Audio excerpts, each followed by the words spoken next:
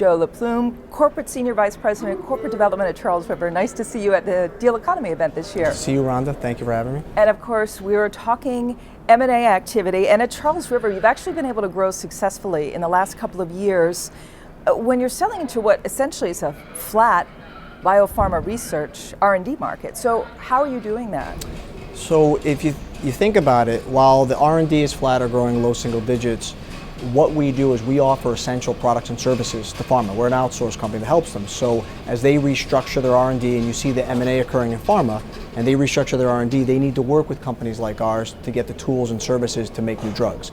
So actually, it's a function of outsourcing more. Even if the total spend is flat or just growing 2%, we end up selling more to them as they restructure their R&D. So what happens now that we keep hearing how high drugs are in terms of costs in the current presidential cycle? Right. I assume we'll hear more of that as the presidential cycle goes on.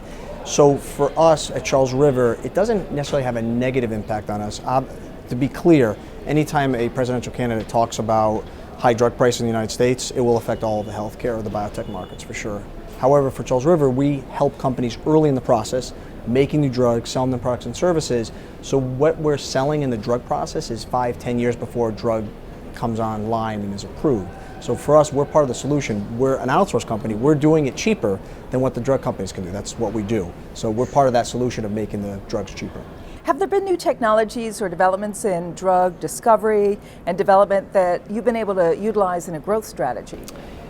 Every year we have licensing technologies or deals. We just closed a deal on the week of Thanksgiving, a week ago, in Germany, where there's special type of tumors you put in animal models to study oncology. Every day you hear about gene therapies or immuno-oncology therapies, and we just bought a company that has a special new technology that they've been developing over the last 10 years that helps oncology drugs get discovered.